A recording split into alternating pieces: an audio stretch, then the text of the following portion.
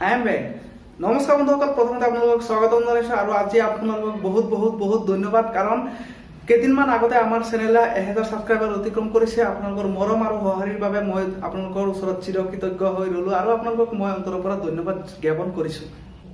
এইটো কোনো ধৰ্মীয় ভিডিঅ' নহয়, তথাপি মই আপোনালোকক জনাব বিচাৰোঁ আজিৰ এই ভিডিঅ'টোত আমি কথা পাতিম ইছলাম ধৰ্ম অৰ্থাৎ মুছলমান সম্প্ৰদায়ৰ পুৰুষসকলৰ লিংগৰ আগৰ ছালটো কিয় কাটি দিয়া হয়, ইয়াৰ ফলত মানুহৰ কিবা উপকাৰ হয় নে মানুহৰ কিবা অপকাৰ হয় সেই বিষয়ে মই আলোচনা কৰিম। কিন্তু এই ভিডিঅ'টো আপোনালোকে ধৰ্মীয় সম্বন্ধত নল'ব, কাৰণ মই আপোনালোকক জনাব বিচাৰোঁ যে কিছুমান বিজ্ঞানীসকলে পৰীক্ষা নিৰীক্ষা কৰাৰ ফলত যিবিলাক বেনিফিট অৰ্থাৎ উপকাৰ আৰু উপকাৰ পাইছে সেইখিনিয়ে মই আপোনালোকৰ আগত আলোচনা কৰিম।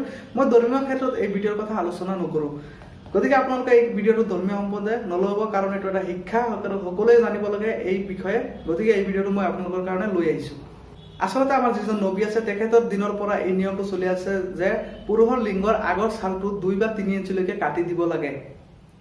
তাৰ লগত বিজ্ঞানে কি কয়? বিজ্ঞানে কয় যে যদিহে পুৰুষৰ লিংগৰ আগছালটো থাকে তেতিয়াহ'লে তাত ধূলি বালি আদি জমা হৈ থাকে আৰু সেই ঠাইখিনি অপৰিষ্কাৰ হৈ থাকে। প্ৰথমতে আমি কথা পাতিম যে মুছলমান সম্প্ৰদায়ৰ মানুহে লিংগৰ আগছালটো কিয় কাটি দিয়ে। গতিকে এই লিংগৰ আগছালটো যদি কাটি দিয়া হয় বা এই লিংগৰ আগছালটো যদি নাথাকিলেহেঁতেন তেতিয়াহ'লে পুৰুষৰ লিংগটো সদায় পৰিষ্কাৰ হৈ থাকিলেহেঁতেন। কিছুদিন আগতে আমেৰিকান একাডেমি অফ পেডিয়াট্ৰিক্সৰ এটা গৱেষণাৰ পৰা জানিব পৰা গৈছে যে পুৰুষৰ লিংগৰ আগছাল কাটি দিয়াটো লাভদায়ক বা বিভিন্ন উপকাৰৰ বাবেহে পুৰুষৰ আগছালটো কাটি দিব লাগে। কি উপকাৰ মই আপোনালোকক জনাব বিচাৰোঁ। যদিহে পুৰুষৰ আগছালটো থাকে তাত বিভিন্ন ধৰণৰ ধূলি বালি সোমাই থকাৰ লগতে আমি নেদেখা যিবিলাক অনুজীৱ আছে, উদাহৰণস্বৰূপে বেক্টেৰিয়া ভাইৰাছ আদিয়ে বাস লয়, তাৰ ফলত বিভিন্ন ধৰণৰ যৌন সংক্ৰামিত ৰোগৰ সংক্ৰমণ ঘটিব পাৰে। তাৰ লগতে লিংগটো সদায় অপৰিষ্কাৰ হৈ থাকে, ধূলি বালি আদি লাগি। যদিহে এজন পুৰুষৰ লিংগৰ আগছালটো কাটি দিয়া হয় তেতিয়াহ'লে লিংগটো সদায় পৰিষ্কাৰ হৈ থাকিব, লগতে যিবিলাক অনুজীৱ বাস কৰে সেইখিনি তাত নাথাকিব, ফলত এজন পুৰুষ পৰিষ্কাৰ হৈ থাকিব, লগতে বিভিন্ন বেমাৰ আজাৰৰ পৰা ৰক্ষা পাব। উদাহৰণস্বৰূপে HIV অৰ্থাৎ এইডছ বেমাৰৰ পৰা পুৰুষে ৰক্ষা পাব, লগতে যৌন নলীৰ যিটো সংক্ৰমণ তাৰ পৰা ৰক্ষা পাব, লগতে বিভিন্ন ধৰণৰ বেমাৰৰ পৰা মানুহজন সুস্থ হৈ থাকিব পাৰিব।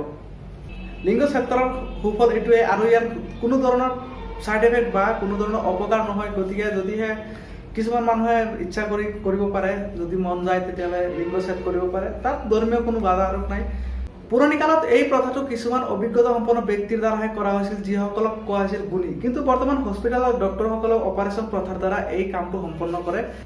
যদি ভিডিঅ'টো ভাল লাগিছে লাইক কমেণ্ট কৰিবলৈ নাপাহৰিব, আৰু যদি সেই ভিডিঅ'টো বেয়া লাগিছে তেতিয়াহ'লে ডিছলাইক কৰি দিব, আৰু যদি আপোনাৰ কিবা কুৱেশ্যন থাকে তেতিয়াহ'লে আপুনি তলত কমেণ্ট কৰি জনাব, আৰু যদি আপুনি কিছুমান কথা ইয়াৰ পৰা শিকিব পাৰিছে তেতিয়াহ'লে আপোনাৰ বন্ধুসকলৰ সৈতে শ্বেয়াৰ কৰি দিব।